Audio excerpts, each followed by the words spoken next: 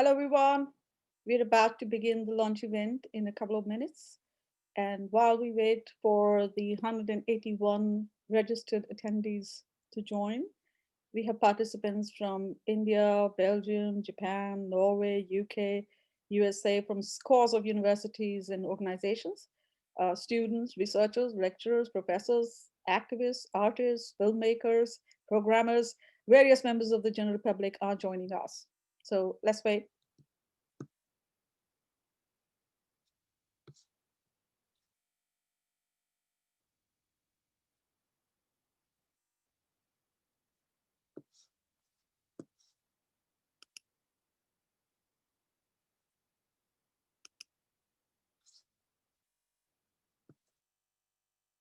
I can see the numbers rising.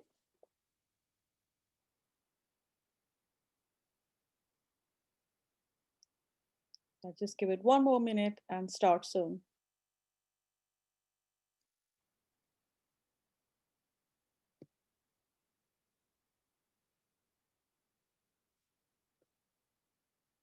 Okay, a very warm welcome to everyone. We are here to launch our research project, Freedom from Caste, the Political Thought of Periyar E.V. Ramasamy in a Global Context, funded by the European Union's Horizon 2020 Research and Innovation Fund. The event is being recorded. All non-speaking participants are muted and are not visible on video.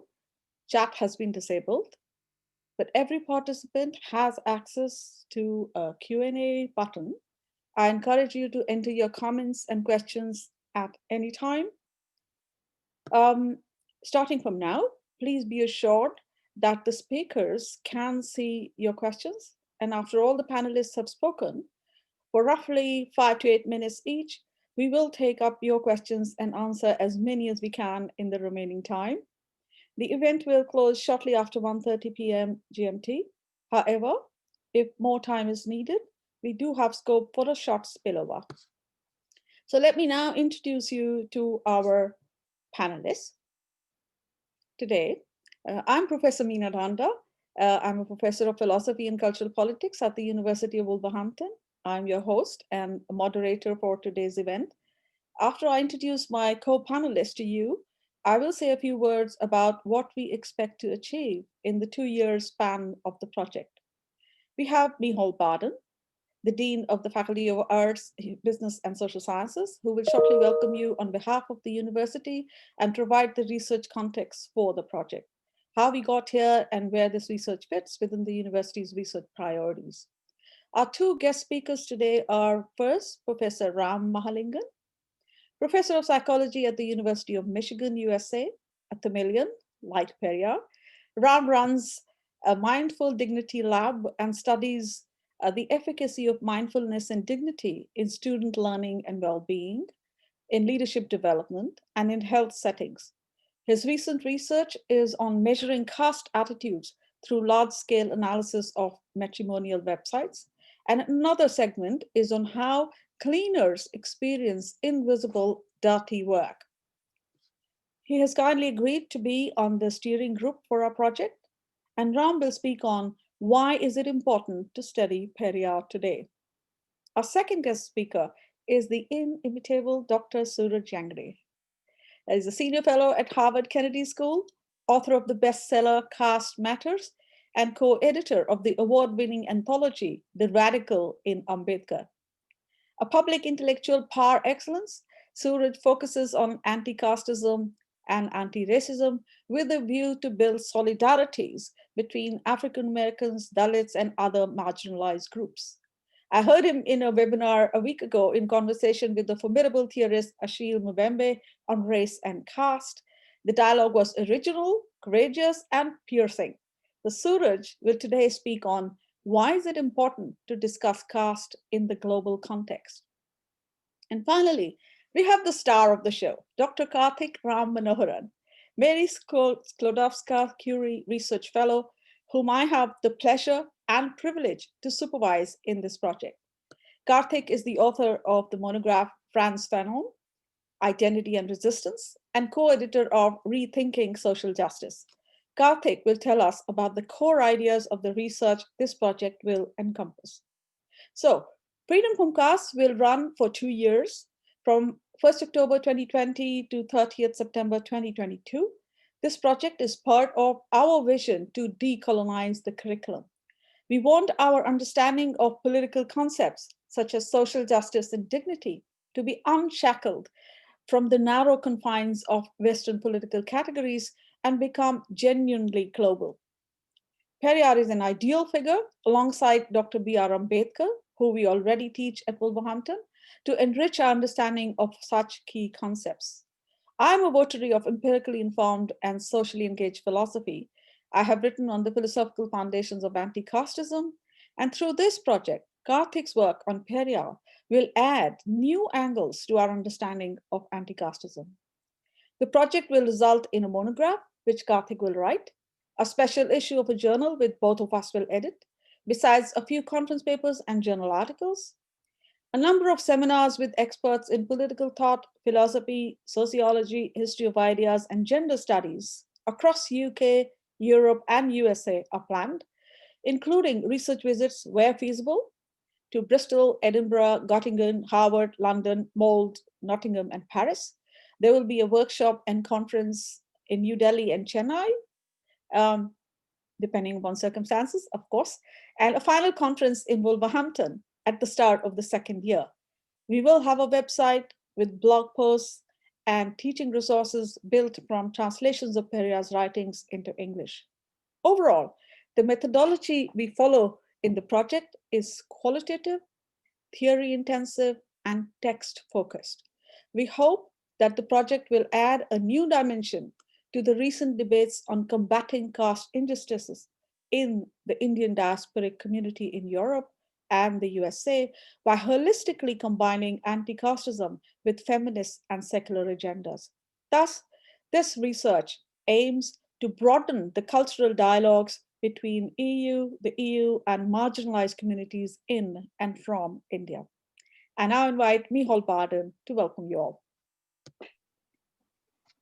Thank you very much, Meena. And as Meena has said, my name is Miceál Barden. I'm the Dean of the Faculty of Arts, Business and Social Science at the University of Wolverhampton.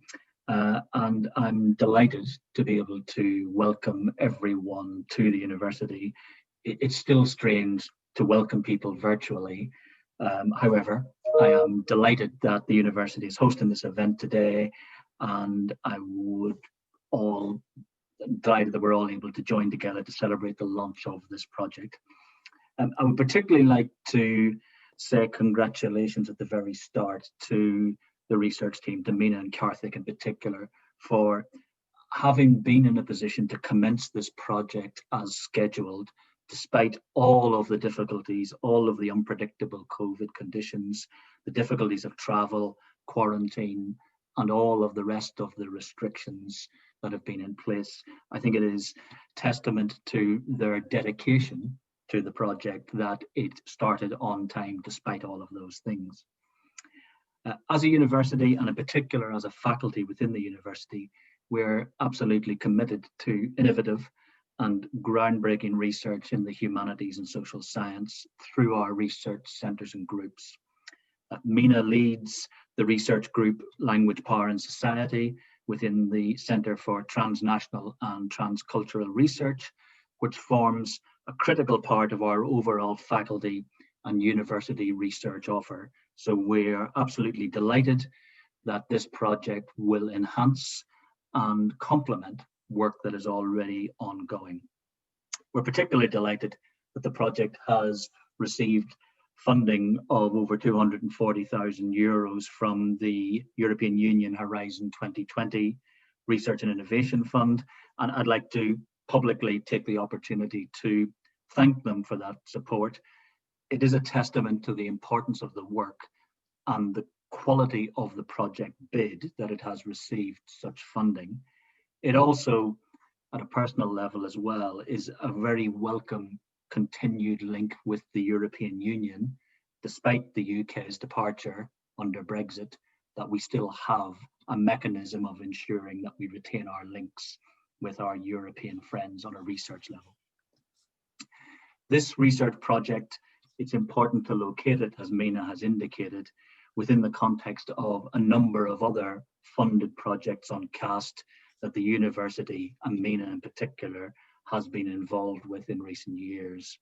So from 2010 to 2012, Meena led a Leverhulme research fellowship project on Dalit Punjabi identity and experience. That was followed in turn by a project funded by the Equality and Human Rights Commission in 2013 to 14, in which the university led a consortium of universities from SOAS, Manchester Metropolitan, Goldsmiths, Middlesex, and led to the publication of 2 reports. It also informed the UK government's legislative policies on caste discrimination, and it has also led to further academic papers. So we're absolutely delighted that this new project that Karthick has been able to join us and will expand on the work on caste and anti-casteism that will be demonstrated by this new project. We will obviously do our best to ensure that we support Karthick throughout this entire project, but we're very, very confident that the support of the International Steering Group and colleagues who are here today will also prove critical in ensuring the success of the project. I would particularly like to welcome the fact that this international audience that we have today includes some very eminent guest speakers, and I would like to thank them for their time and the fact that what they will say will, I am sure, shed light on the global significance of this research project and the fact that it goes far beyond the boundaries of Wolverhampton. In summary then, the university is absolutely delighted to welcome you to this opening. We are committed to making this project work despite the restrictions on COVID, and I would like personally to wish it every success for the 2-year duration that it will continue. On that, I would like to hand back to Meena.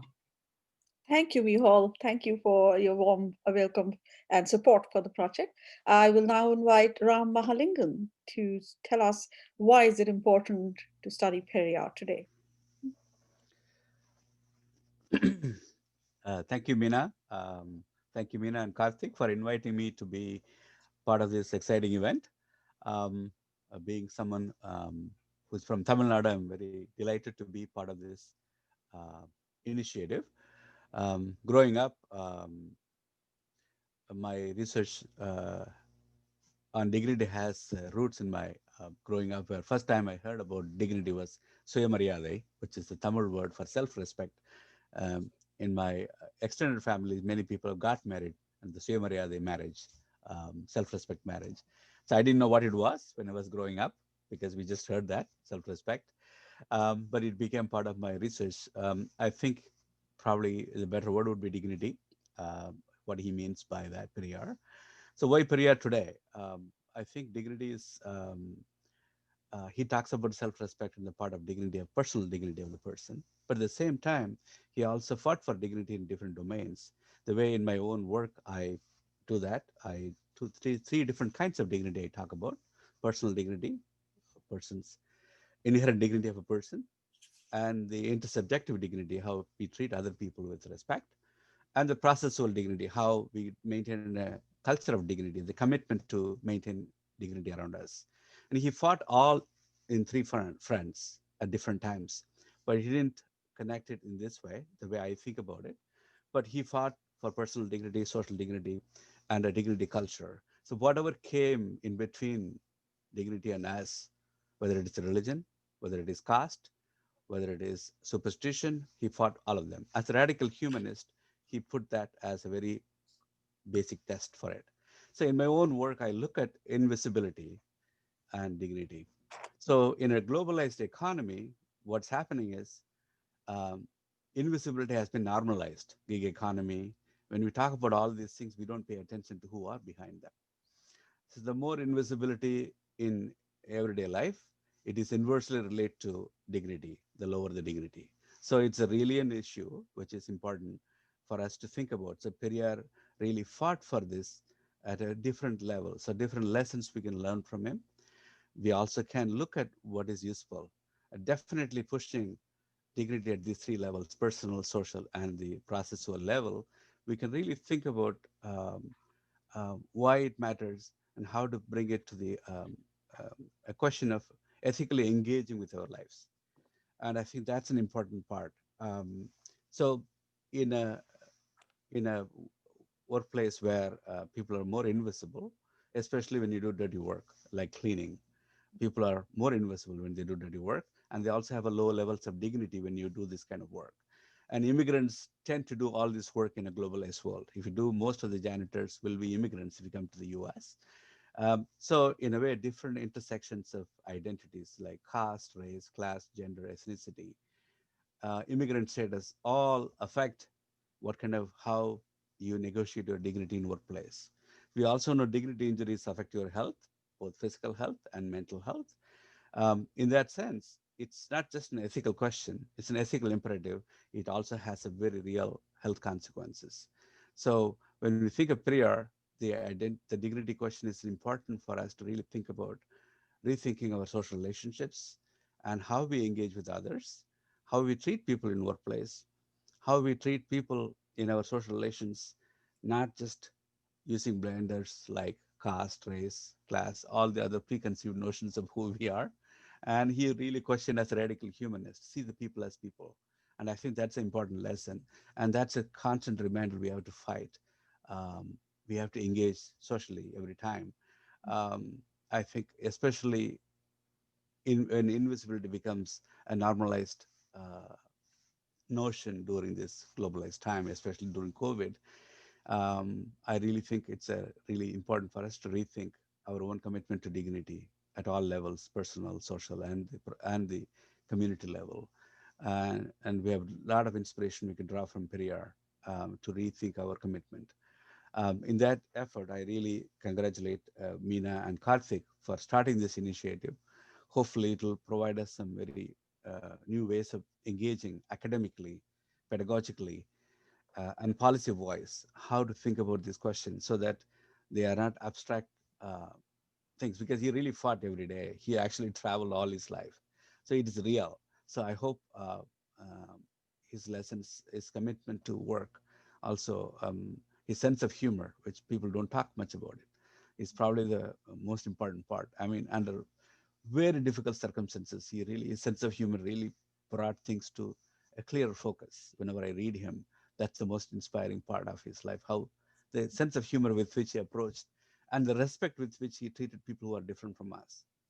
Such a time of identity politics where we are position people discursively, and he discursively positioned them with a lot of respect, both at the public level and at the personal level.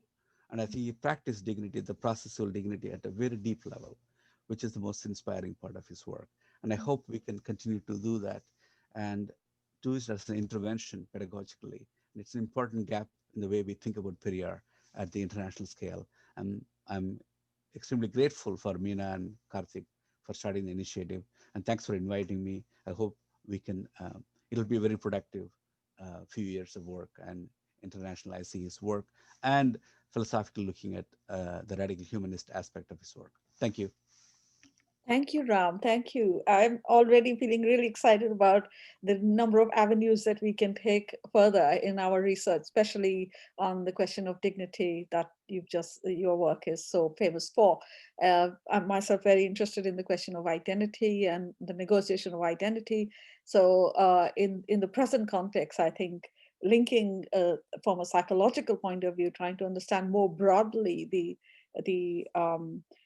connection of Periyar's political thought with intellectual academic work that's taking place in other areas with new potential to develop new ideas is fantastic. I'm now going to invite Suraj to please share his thoughts on why is it important to study caste today, or to talk about caste today. Thank you so much, Meena, for inviting me. I am, but I was thinking yesterday about this question, but I couldn't be seduced by Periyar. So I would like to also dip my toe into his vast oceanic thoughts and try to derive at least a glass of, if you will, a mind pleasure. But at the outset, let me congratulate Karthik for his scholarship has been inspiring, bridging Fanon, and of course Periyar, giving us more anti-caste dose, and you very well deserve it, Karthik. We are just excited for the next installment of your creative work for the world to see and cherish. Meena, your work has been inspiring, especially as Dean was mentioning about the anti-caste movement. More importantly, providing the philosophical base to that. And I think philosophically, we have not estimated the vagrance of caste, its potential to delimit much of the human tragedies, as well as the ontological debasing of our own existence. I think that questions could be really addressed through a continental, if you will, philosophy, which you really help us zero in. And Ram, we have to meet up. It's been a long time, and it's long overdue. At congratulating you all for this excellent grant, and I'm just excited to read Periyar. I was told by Meena translations are underway, or you the project is planned, and I think much of his writing in the pardon my translation, Kudye Rasu, or the Republic, is yet to be explored. Same happens with Ambedkar, which much of his writing is, and so we kind of deal with the canvas of this. And when I was thinking about Periyar, obviously we have been thinking much. I know Matt is here, Matt Baxter, who was a colleague here at Harvard, had done excellent paper. And one of the uh, insightful things of the other things he theorized was about Periyar's affection to the European modernity and his reliance on the Enlightenment thought. And how does that modernity help us to estimate our own casteness in our society? And that's why Periyar definitely is not at all fanciful of Brahmins, whom he really looks as the native elites, the treacherous people who are not loyal to anybody. And so does his complicated relation with Tamil as a language.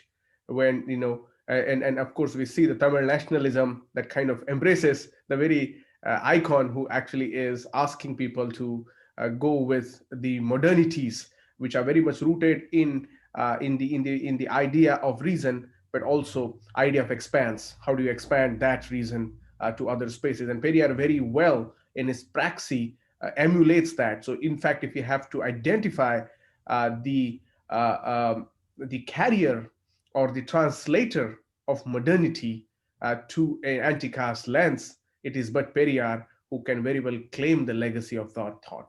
But Periyar also, I think, is inspired by the great Buddhist legacy of Ayodhya, whom he very much, is in the same space as we reimagine and refashion, which is a anti-Aryan theory, which of course he calls a bunch of nomads coming into it. And now Ambedkar, of course, was also on the same light when he was complicating the very idea of race. Ambedkar was not against the Aryan theory. He was just against the racializing of that. And I think we need to be very particular with our reading of Ambedkar through that, because as we know, the early 20th century social science was devoted, be it Du Bois or be it Ambedkar, devoted full time to reject the ignominy of race as a construction, which was of course scientifically been penetrated since Charles Darwin went to the weird islands and started to tell us the weird stories. It is in this light, I think, Karthik, we have much to excavate from the great legacy of Periyar.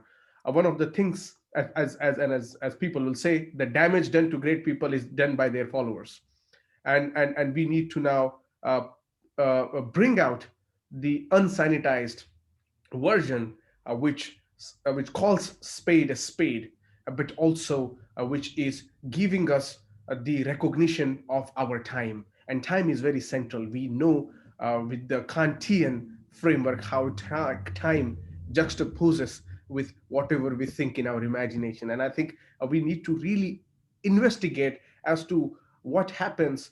Very much a question that you have dealt with, Karthik, with the Phenonian logic of the Tamil nationalist movement, when it's deeply casteist manifestations of the Shudras who actualize their supremacy not by countering the dominance of a hegemon, but by suppressing the oppressed. And I think this is upon us to now think about. Whenever I go to Tamil Nadu, the Periyar Rationalist Society members come and meet me, and they always try to impress upon me about the importance of Periyar. And they had a grievance that I did not dealt enough in my book Caste Matters on Periyar, simply because I couldn't do, because that man is so vast and it really needs more excavation. Second point, which is global aspect to think about study of caste in global context. Periyar is one of an important theoretician for us to look through the archives of his writings and its transportation across the oceanic spaces, especially among indentured and working class people. So if we have to estimate the resonance of global caste politics, we really need to pay attention to the Tamil canon, more specifically also Periyar and Retmalai Srinivasan's work, especially through Parayan, which then gets read within the indentured spaces. So we have a rich kinetic forces of historical archive, but also the archive of protest, which gets invisibilized. So that's the second proposition I hope, Karthik, you take upon in this. And the third is the Brahmin's best job is to misinterpret everything that has been written against that. And I think Periyar's one solid base has been that you can't really miss out his Brahmin critique. So what you do is hate Periyar, and that's why Periyar is more appealing to us. Periyar is more palatable to our anti-caste praxis. That's why it's no accident that a Punjabi Kanchiram uh, goes and takes Periyar to the North Indian base and makes Periyar an actual anti-caste figure, when in his Bamsafe office, there was one photo when everybody entered in Delhi would see, that was this old man with his amazing eye spectacles staring right at you, almost sending a powerful gaze of reminding you of your caste privileges if you are from one, or your responsibility if you are from the oppressed. I wish you all an excellent time of 2 years, and I will definitely continue to dip my toes to excavate whatever literal and as well as political knowledge I gain from you. Thank you. Thank you, Suraj. As always, you have already introduced very interesting fault lines that we will have to be very careful of how to negotiate, especially on the question of nationalism, Tamil nationalism, also on the question of how to link caste and class and the internal divisions amongst Dalit Bahujan. I think that's really, all of those are really important. On the aspect of the global context, I mean, Periyar traveled about 90 years ago. He was in the UK. He spent 3 months in the Soviet Union. And it's really, really interesting in 1932, I believe. It's really interesting how his conversations with Soviet Indologists, what it led to. And there's interestingly, a seminar taking place next week on the 16th of November in Oxford on this question of the connection between Soviet Indology and the visit of Dalit intellectuals to Soviet Union, and also how Stalinism actually veered that whole discussion towards Brahminical nationalism. So the internal tension between Indian nationalism is also something that we now need to, it's only now that we are beginning to see the growth of Indian nationalism also from a Dalit perspective, and take seriously thinkers like Ambedkar and Periyar, who tried in their way to challenge that, but we know that they didn't succeed, because what we have today is an outcome of that lack of ability to change. So we have now the opportunity. And I'm again very excited that we are opening so many new lines of discovery. I'm glad that questions are coming, and I encourage you to keep adding your comments and your questions, and we will take them at the end. And now I will invite the star of our show, Karthick Manoharan, to say, tell us, what are the core ideas of Periyar that we are going to deal with in this project? So, thank you so much. And before I start discussing about my project, in the Tamil tradition, let me give a word of thanks to all those who have come before me. Thank you very much, Professor Meena Dhanda, for being my supervisor and for being so thoroughly helpful. I would, in fact, say if today Periyar is going to travel to an international audience, you are the key person who has assisted in this. So thank you so much for this. And as always, I'm ever grateful for all the help that you have been doing and are doing and will be doing over the course of this project. And I look forward towards a very healthy and a very productive 2 years ahead, and much more collaborations beyond that as well. I thank Professor Michael Barden for his such kind welcome, and huge thanks to him as the Dean and to the University of Wolverhampton for providing me such a wonderful space, for providing me with such a comfortable atmosphere from where I could carry on this research on Periyar. Thank you so much, Ram Mahalingam, for your very encouraging and kind words. We have been friends for long, and we have been talking about Periyar for long. So it is with some great happiness I can say that, yes, we are here now, right? And my very dear friend Suraj Yengde, thank you so much. Your words were so inspiring, and you have been a very inspiring personality yourself. To say, let me just, at being modest, let me just say that your work has cut new frontiers in the research on caste, and it's very inspiring for scholars who are discussing, caste, anti-caste thinkers, and egalitarian possibilities in India. So thank you all for being here today. And let me also take time to thank the people who have come before me, the scholars of the Dravidian studies, right? I believe that many of them are attendees as well. They have made, they have contributed remarkable interventions in the field of Dravidian studies, where they have discussed not just Periyar, but other complexities of Dravidian politics, Dalit politics in Tamil Nadu, questions, criticisms, and challenges to the Dravidian project as such. And they have produced some fundamental foundational literature on which I'm building upon. So I am standing on the shoulders of giants, and I'm thankful to all of those who are here today at the meeting and all of those who are not there, right? So with that, let me just say that we are at a sort of a historical moment today, right? 10 years back, there wasn't this much interest in Periyar, right? Though there was the legendary scholarship of M.S.S. Pandian, who wrote on a variety of things like Periyar's critique of nationalism, or Professor S. Anandi, who made a foundational contribution in writing about Periyar's contribution to feminist studies. Periyar largely was ignored in the Indian academia and the English-speaking academia as such. I think, however, in the last 10 years or so, especially with the ascendancy of Hindu nationalism in India, there has been a sort of a strong counter-reaction in Tamil Nadu, where a variety of forces from Bahujan and Dalit backgrounds have been articulating their ideas, their contestations, challenges, and re-envisioning the thoughts of their, core thinkers, right? So just for instance, in the field of cinema, just look at P. Ranjit and his works. They have challenged Hindu nationalism, and they espouse a sort of a radically progressive anti-establishment politics, which were quite new to Indian cinema as such.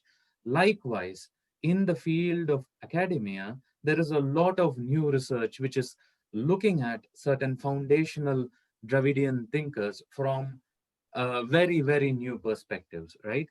And there have been several academic discussions held by Dravidian scholars where these sort of questions are being rediscussed and being contextualized in our time. And as Suraj rightly pointed out, the contemporaneity of and the temporality of this thing is highly significant over here, right? And I think that our intervention, this project on Periyar, is not just is definitely a study in intellectual history, but it is also a study for our own times.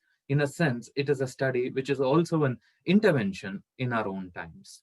Now, Periyar, Periyar's works run to something around 37 volumes, right? Most of which were published only recently, right? This is completely new material for scholars. This is not his complete works, but these are his most comprehensive works, which are published by the Dravidar Kazhagam under the series called Periyar Kalanjiyam. 37 volumes of Periyar's writings, speeches, and articles. Now, our project, will be the first research to use this in a comprehensive and in a coherent manner. I have engaged with these writings in my past interventions on Periyar's thoughts in journal articles, which deal with Periyar's approach to the Dalit question, Periyar's approach to religion, Periyar's approach to nationalism, and so on. But I'll be building further to provide a comprehensive idea of what Periyarism as a thought as such is. So this will also involve translations of certain key writings of Periyar to involve them in the teaching of political philosophy at the University of Wolverhampton, as well as in presentations and seminars elsewhere. These select translations will seek to highlight crucial aspects of his vision and to establish him as a thinker who is of increasing significance in the contemporary times. Likewise, as I've explored earlier, it also tries to show the sort of deep thematic and political similarities that Periyar had with the other thinkers like Dr. Babasaheb Ambedkar, Ayodhidasar, Ram Manohar Lohia, Kanshiram, and many others, right? I think that apart from minor differences here and there, these thinkers had a lot more common that brings them together than things which, separates them. So I think that this sort of a new attempt to forge this sort of a intellectual and theoretical solidarities among such thinkers, anti-caste thinkers and thinkers of egalitarian thought is very important for our times, right? So the future work of mine is definitely, of course, going to deal greatly with Periyar's vision of anti-casteism, his critique of Brahmanism, and his very nuanced understanding of specificities of caste politics in Tamil Nadu. Periyar, as you would know, was not just criticizing, what shall I say, Brahmins as such. In fact, as I have documented before, he was even more sharp, in fact, even more piercing when he was criticizing the other backward castes or the Shudra castes for their notions of casteism over the Dalits. Likewise, he always took the side of the weaker against the stronger. Now, this is something which I'm going to explore over the course of my work, the sort of attention which he paid to the Arundhatiyar community, right? Which in his time was unprecedented. I believe some of this is also reflected in the works of Arundhatiyar thinkers like L.C. Gurusamy as well. And these are things which I'll definitely be including in the course of my research. And of course, the question of Periyar and gender. Periyar again was remarkably ahead in his times in addressing the gender questions. In retrospect, some of his writings might seem as normal or banal, but looking at his times and also the continuance of what, if we may call Brahminical patriarchy in contemporary India, we might find that many of his writings are still original and still refreshing. This again builds greatly on works of feminist Dravidian scholars like Anandi, who have made foundational work on this subject, right? Um, like I said, there is much work on Dravidian studies going on at the moment. But what is special about our project is that this tries to take Periyar beyond Tamil Nadu. In fact, I would feel that the true success of this project will be when Dalit Bahujan and other progressive groups across India, in Uttar Pradesh, in Maharashtra, in West Bengal, in Assam, and not just these people, marginalized communities in US, progressive groups in Japan, in Uganda, in Syria, in France, look to Periyar as someone who has thoughts of universal significance, as a progressive thinker who wanted to contribute to conversations on the universality of thought and of the centrality of the human being in a discourse of dignity and self respect. So, this is a crucial aim of a project. And I do strongly hope, with all your support and with all your constructive feedback, we will be able to succeed in this. Thank you very much once again. Thank you, Karthik. In your usual, really endearing way, you have tried to put forward very clearly the research that we are going to take up and the enormity of the task, which I do hope that in under present conditions we are able to successfully complete. I have every confidence that in you, and I hope that we will succeed with the help of a number of scholars, many of whom have joined us today. And that takes me straight to the Q&A. We've received some questions, and I will put them to the people to whom they are directed. Some are general that I will put to everybody. Anyone can answer. So the first one is the question from Hugo Gorinj from Edinburgh. Hugo says, this is addressed to Ram. Thank you so much for that great talk, Ram. Two questions, if I may. Firstly, given your link between invisibility and lack of dignity, do you see projects to monumentalize Dalit histories and figures, such as the PSP, as important ways of combating the historical invisibility and dignity imposed on Dalits? Secondly, Dalit views on Periyar in Tamil Nadu are mixed. Some, such as Thirumavelan, hail him as an inspiration. Others, like Ravi Kumar, have critiqued his engagement with Dalits. What are your thoughts on this? I think the second question can be taken by Karthik, the first one by Ram. And Suraj, if you wish to say something, you're welcome. So, because Goranj has another question for Suraj as well, so I think it is important if Suraj also replies. yes, Down there's the line. another one. Yeah. I will take that up later. Okay, Yeah. okay, perfect. Sorry. Yeah. So, Ram, can you unmute yourself and answer Corin's question? Yeah. Thank you for your question, and it's an important question. In fact, in my paper on the Chennai floods, I actually talk about how those intellectuals act like mnemonic communities because people forget their suffering.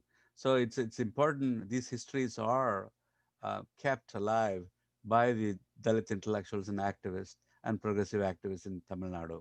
So that's an important intervention they do. So these histories, even documenting them, just simply documenting the invisibilities itself is an issue. So that's one way they act like a mnemonic community. They to build a kind of a history outside the history, the mainstream history, so forth. So I think that's an important intervention. The invisibilities, how to fight invisibilities is one of the intervention I did discuss in the paper. We discussed that in the paper. Yeah, I think invisibility is definitely relates to low levels of dignity. Is more invisible, less dignity. So these interventions do keep us the questions in the sharp focus and what needs to be done. I agree with that. That's an important intervention. So on the second question, Dalit views on Periyar in Tamil Nadu are mixed. Karthik, would you like to say something? Yes. Thank you so much for your question, Hugo. Actually, there's a little update on your question. The thing is that you are absolutely right. Ravi Kumar did have very strong critiques and criticisms of Periyar in around 2003, or I guess that's the time when his book Venomous Touch was released, published by Samya, where he had documented his criticisms of Periyar. But of late, Ravi Kumar has said in interviews and in articles in the Hindu that he feels that we are living in a time where it is necessary to defend Periyar against the onslaught of Hindutva, right? So I think Ravi Kumar has somewhat revised his positions and his criticisms which he had on Periyar. This is not to suggest that there are not other Dalit intellectuals who do not have criticisms, right? Of course, there are strong sort of critiques and criticisms by Dalit intellectuals on Periyar. But at the same time, I would also say that there is a much more wider acceptance for Periyar among Dalit intellectuals than among intellectuals from other communities, right? For instance, you could take Punitha Pandian, who is the editor of the Dalit Murasul, one of the most important Dalit newspapers in Tamil Nadu. He has openly and explicitly defended Periyar, right? Otherwise, there are also other intellectuals and leaders, like, for instance, you have, of course, mentioned Dr. Tirumavalavan, the most prominent Dalit leader from Tamil Nadu. But there are also other leaders like Nagai Thiruvalluvar, right? And who still continue to look to Periyar as a sort of a source of political inspiration, right? And I do strongly think that this conversations between Dalit and Bahujan groups needs to continue in Tamil Nadu in a more open, public, and in a healthy manner. And I thank you very much for contributing to the same. Thank you. I'll move on to the next question. This is from the president of the Periyar International USA, Dr. Soma Ilangovan. Thank you for the seminar. Isn't this the right time to engage the liberal minds, and especially women, to take active part in eradicating the caste? Eradicate in the names like Tamil Nadu and all the way up in the Constitution of India. It's open to anyone to answer.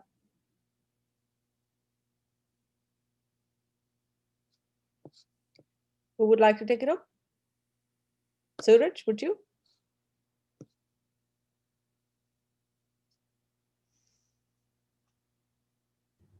I think the question is actually directed for the liberal minds and women, both of which I am not. I would, so it will be unfair for me to misrepresent the liberal and women kind of discourse. Okay. I think we will invite Dr. Soma Ilangovan to actually write to us. We are very interested in having broader conversations on broad issues, specifically on gender. We have a new email, castfree@wlv.ac.uk, which I have typed in the answers, and I will to some. And everybody is welcome to continue the discussion by sending us a question, query, comment, and especially also feedback to for our event on that email. I'll go on to the other question by Hugo, which is for Suraj. Thanks, Suraj. Great points as ever. Your point about Periyar's explicit anti-Brahmanism is really important. Do you think this is even more important now in Dalit struggles against Brahminical ideas and Hindutva? Thank you, Hugo, my man. We have to again meet up. It's all virtual these days. So sending you a virtual hug and congratulations on the new feat. Um, it's very interesting to read Periyar in context of post-Mandal, because the consciousness of caste, especially among the Shudras become OBC-fied. And when they become OBC-fied, they become prone to be tokenized within the Brahminical political space. Erstwhile, they would fight within the agrarian emasculation of their own muscle. But after this significant period of post independent Indian history, the obesification of Shudras then gives them a political consciousness. And one of that ways, in fact, Kanshiram did well job, was the intention was something else for the people who were trying to utilize Shudra against the Dalit constituency. Congress has always done that. But what Kanshiram does is by excavating Periyar, although the project was already underway, but the Shudra base that was existing. Now, to take away the Hindutva subscription of the Shudras, we need Periyar. So, if you subscribe to the Brahminical patriarchy, you demonize yourself. So to humanize the Shudras, we need Periyar as a canon to approach this. And that's why the North Indian Shudras embrace not only Periyar, but also Savitri and Jyotira Phule, because that Shudra consciousness is almost absent. And especially we need Periyar because we need more Shudra intellectuals to be sharp and to be incisive. And Kanchailaya basically laments that there are no Shudra philosophers. And I think that's a very important and I think prescient worry of himself as a shepherd, a Shudra himself.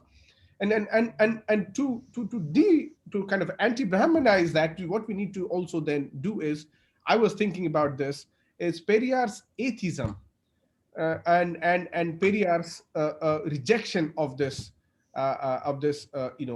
of any sort of polytheistic or any religious, and we can have there are complicated views on that of him, but his explicit rationalist move. There are many liberal pro-caste atheists.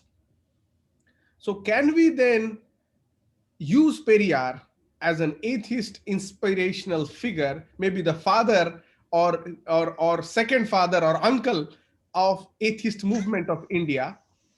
And then as we talk about his critiques of religion, then slowly insert anti-caste lens, because the atheist movement in India is deeply casteist, like everywhere else. And this helps because there are Brahmins and dominant castes who pledge allegiance to Hindu Rashtra, while at the same time embrace atheism. And for people like this nuts who really become barriers to our project, maybe there is one way of thinking. And in my final quick response to this, especially on the atheist point, is when I went to Chennai, I was really expecting this rationalist kind of carnival, if you will, and there I saw it's almost like a Banaras where temples were almost in every other corner. And I was thinking, what then happens to this kind of religiosity, which is again tied to a certain Brahminical representation of myths, which is again North Indian import. And I think for that, Hugo, my answer will be that threefold, which is approaching through the humanizing of obesized population of Shudras, atheism, and perhaps rethinking about the North Indian hegemony of their religious gods upon the Tamilian or South Indian space. Thank you. Questions and comments are coming in fast now, so I'm going to speed up a little bit. So we've got a long question, actually 3 questions from Upinderjeet Kaur Thakkar, my colleague at Wolverhampton. And she says, how do we take such conversations around attitudes towards caste into the wider community? Caste is so entrenched in the Indian psyche that many faiths which are founded on the principle of eradicating caste-based prejudice have not managed to do so. There is suggestion from individuals within such faith communities that caste identities are on the way out with the younger generation.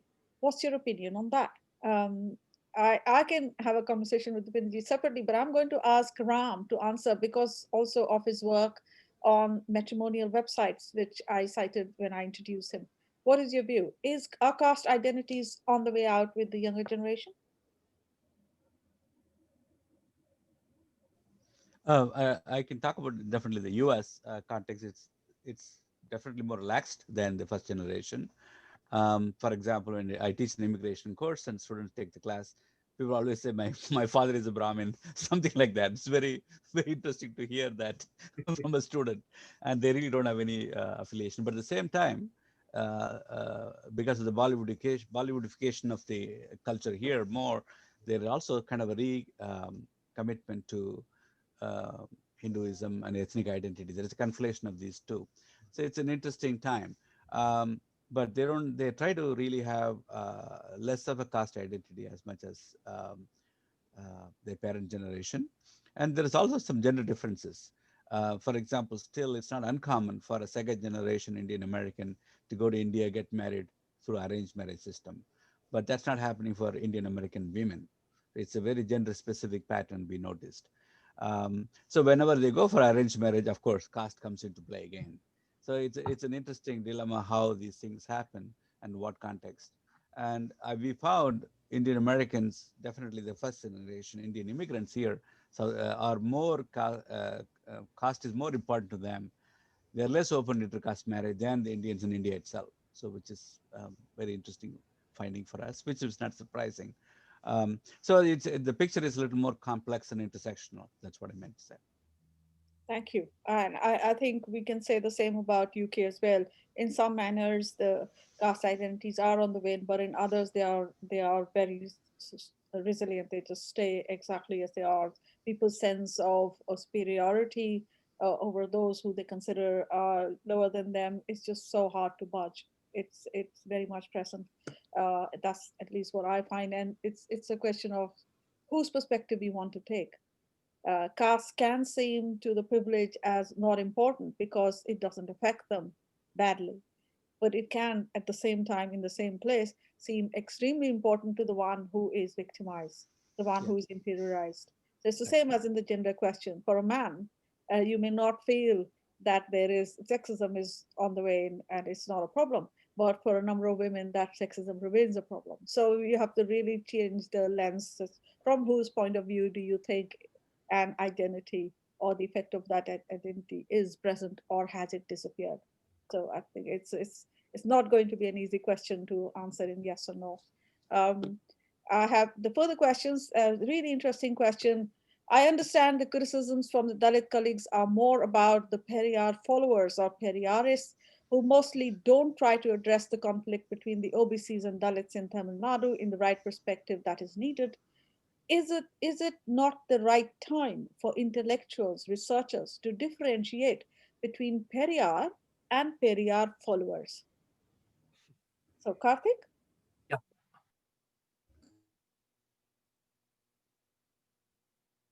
Yeah. we seem to have lost Karthik. Going to ask Suraj to answer the question.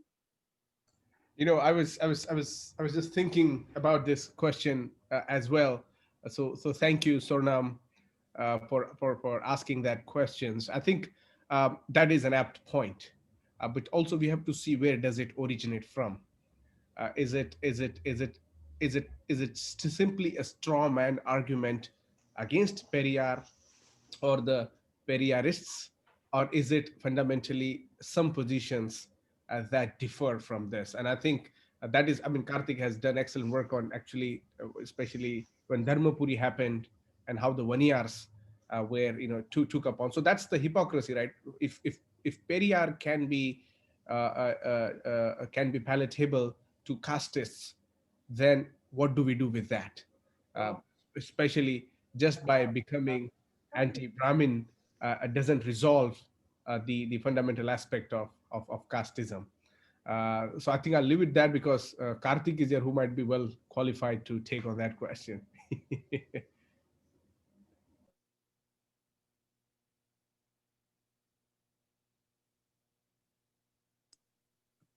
Hello. Hi, Yeah. we had a little bit of issue, so I had Yeah, prepared a contingency plan for Karthik to come and sit here with me, a chair Yeah. ready for him. There you Yeah. are. So we can, I mean, it's not a proper Zoom conference unless one laptop crashes, right? So it had to be mine. Anyway, so yeah, see, I think this is definitely an important question, but I would say definitely. I guess there's definitely a clear disjunct between Periyar and Periyar's followers, just as there's a disjunct between Marx and Marx's followers, or there's a disjunct between Ambedkar and Ambedkar's followers, right? We should never ever judge a thinker by the quality of his followers. If we did that, none of the thinkers will have any significance today. That's my idea, right? And the other thing is that as I have sort of tried to explain in my article, In the Path of Ambedkar, Periyar and the Dalit Question, all the casteist groups in Tamil Nadu who are committing anti-Dalit riots, who are taking part in anti-Dalit violence, are explicitly anti-Periyar as well, right? So, for instance, the Patali Makkal Kachi, the one-year group, who themselves are a very lower caste, who are just above the Dalits in hierarchy, social hierarchy, but are responsible for several acts of violence against the Dalits. You might be interested to know that several of the one-year leaders, the one-year party leaders, do not consider Periyar as a Tamil. They believe that he's an illegal immigrant, right? They use the word Vanderi, which means illegal immigrant. They say that Periyar is an illegal immigrant from a Telugu country. He has no right to comment on caste or anti-caste party politics in Tamil Nadu. This is the general opinion of sort of intermediate dominant caste, parties in Tamil Nadu, that they do not see Periyar as one of them. More importantly, they are also offended by some of the things which Periyar did in past, right? So, for instance, I think it's in the 1950s, right? Periyar is addressing this huge crowd of one-years, and he is mocking them. He is calling them, "Why are you calling yourself Kshatriyas? Do you mean that you agree to be the slaves of Brahmins?" Right?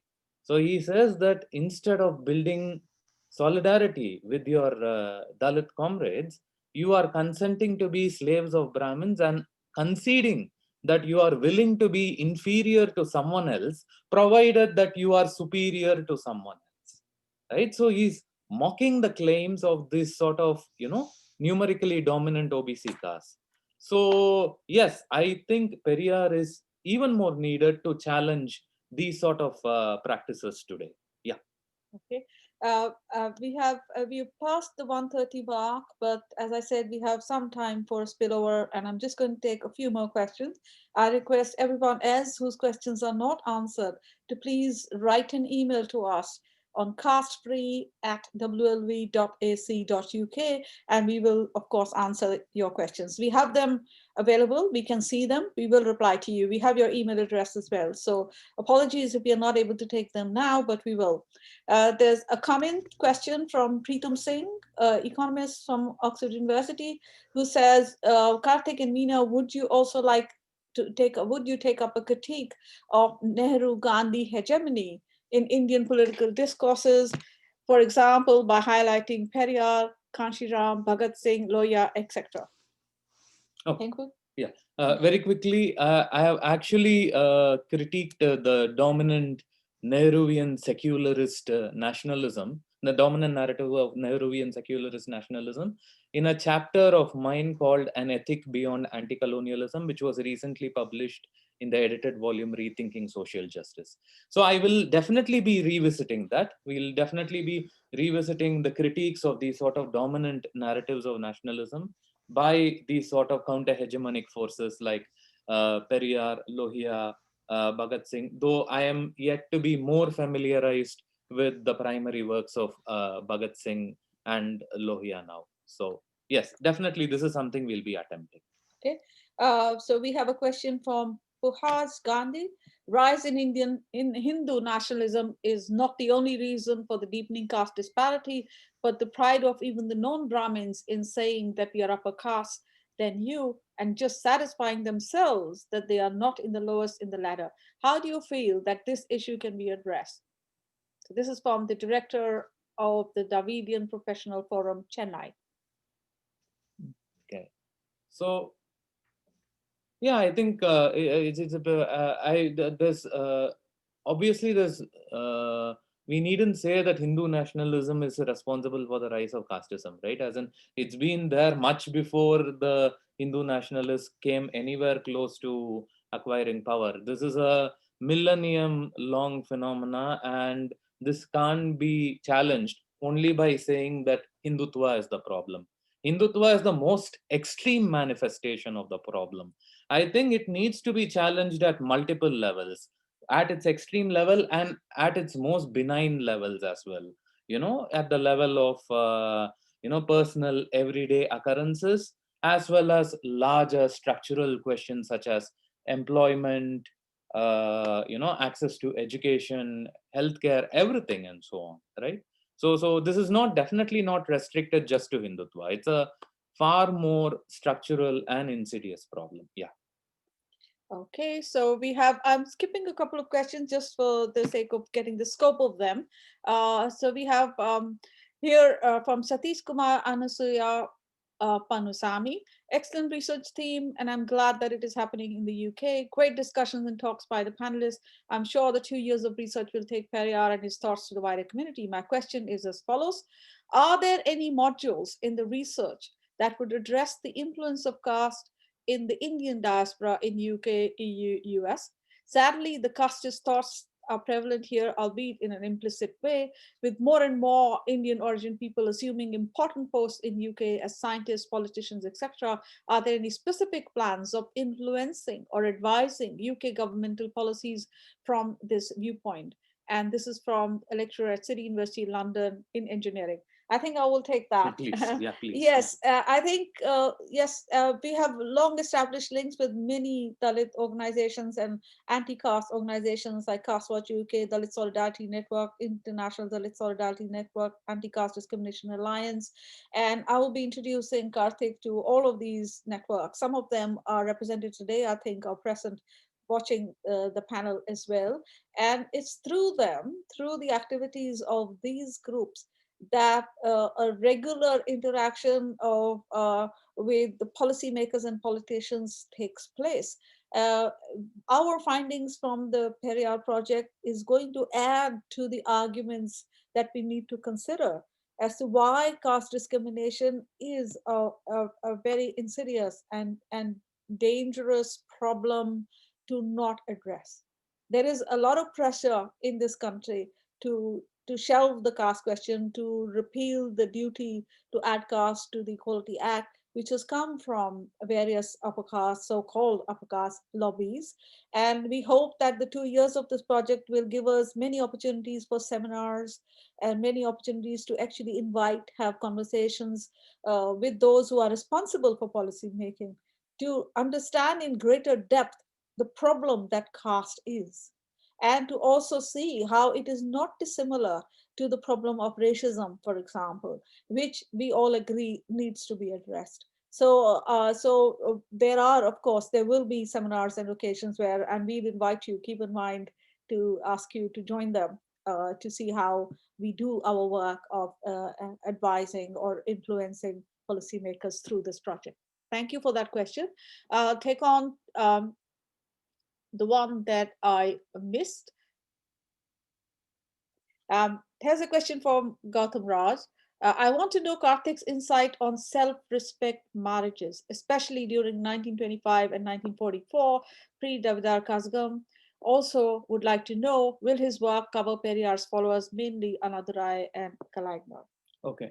Regarding the first part, wait for my journal article. It's on its way. It should be out in, depending on how soon a decision is made. Regarding the second question, yes, to work on the Dravidian political history, especially its intellectual component, is an idea which I've reserved for later. So that's a later project. I won't be able to address the whole of it right now, but yes, yeah. Okay. So we have a question from an anonymous attendee, but I am going to take it. It seems that Periyar's view on Gandhi is often caricatured as being bitter and antagonistic. Is there more nuance to this? Is Periyar opposed to Gandhi on pragmatic concerns, or is there a fundamental philosophical disagreement? I think all of the speakers here can maybe want to address Possibly, this. definitely, yeah. Should So, I start? Or yes, please. yeah, can I just have a look at the question again? Yeah, okay. No, definitely Periyar's view of Gandhi is not bitter and antagonistic, and there's definitely a lot more nuance to it. But yes, Periyar is opposed to Gandhi both on pragmatic concerns, and he has fundamental philosophical disagreements, right? Because Periyar actually has some sort of respect for Gandhi, especially as far as the emphasis on non-violent protest is concerned. But at the same time, Periyar does not believe that any solution whatsoever can be found within the frameworks of Hinduism, right? And given Gandhi's attempts to reform Hinduism, Periyar wanted to reject that totally. So his disagreement with Gandhi was on fundamental principled premises. But I also would say that it is not disrespectful, nor was it disagreeable. He always put across his differences in a very sort of a respectful way. So yeah. Okay, this is the last question I'm going to take, and then we shall conclude today's. There are others, but as we have already run over quite a bit over time. So here's my question. This is from Abul, and I believe it's from Abul in Japan. Uh, uh, Given we all over the world, more so in India, are getting entrenched in the obscenity and cruelty of fascist ideologies, it could be argued a broad coalition is needed across movements and identities to put up a united front.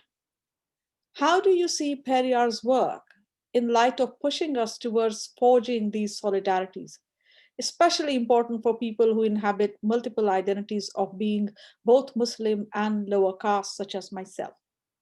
Yeah, that's a very important question, but I would in fact say that uh, the success of this sort of a coalition of movements and identities was revealed in the 2019 assembly elections in Tamil Nadu, where the DMK actually had this sort of a coalition of Dalit parties, of Muslim parties, of people from cutting across several caste lines, and where they made the BJP bankrupt in the state, right? The DMK successfully pulled off this experiment, right? And it's also very significant that that Ramanathapuram, which is Rameshwaram, which is like the one of the holiest places for the Hindus, the DMK's Muslim candidate defeated the BJP's Hindu candidate by a margin of more than 1 lakh votes in this quote unquote holy Hindu city.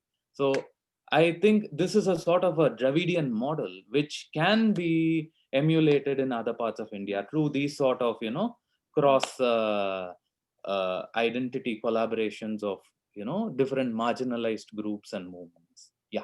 Yeah. I think Okay. I should also quickly Ram? add. Yes, I also want to quickly add to what Karthik's point.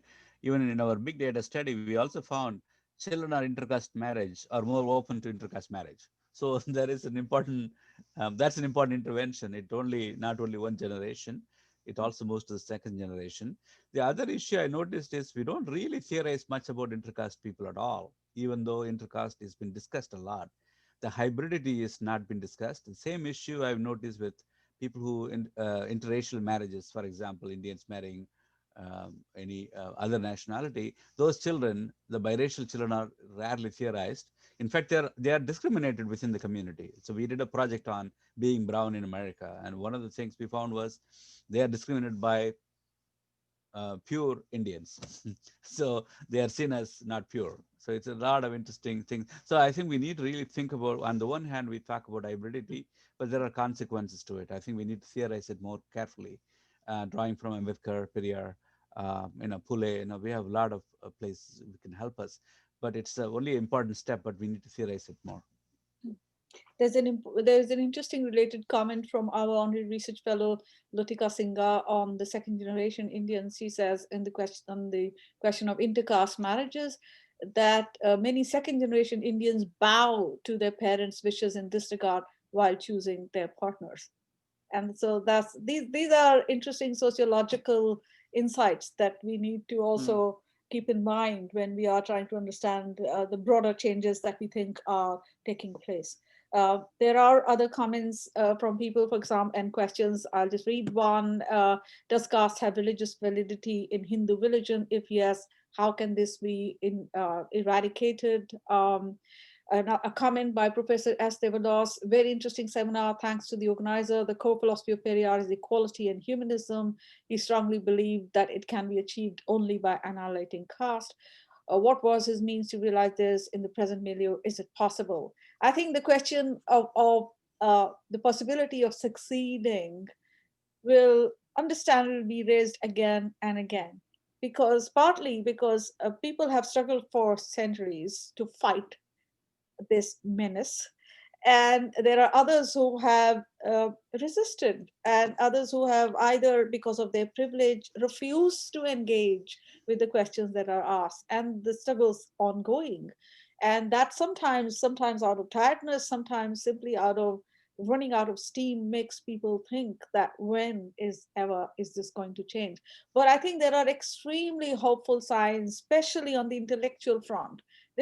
The intellectual energy that today is there in anti-caste struggles, I think, is unprecedented. So we have stalwarts, we have Ambedkar and Periyar and many others 100 years ago or so, and or a few decades ago. And now we have a surge of writings, I think, many of them coming from first generation of Dalit scholars. And I think this is unprecedented and really a sign of hope. Because to be able to fight a problem, to be able to address the difficult questions, is also extremely able to be intellectually equipped to deal with it. And there are centuries of eons of intellectual ideas on the other side that we have to respond to. So Brahmanism isn't easy to fight, I think, and anti-Brahmanism is it's going to be a difficult challenge. I mean, because we've still not been able to overthrow a 300-year-old capitalism, right? So it's a 2000-year-old Brahmanism, so it's not going to be that easy. So, but we have to continue. Yeah, of course. So with that, I think I would ask if any of the speakers want to make a last comment and then close the event. Ram, Suraj, Miceál, is there anything you want to add? First of all, I want to thank you and congratulate you for doing this wonderful event. And I hope it leads us to more productive conversations and bring the question how to engage with Periyar's work in a global scale. And it challenges and it pitfalls and strengths, everything together so we can look at it. Thank you for organizing it.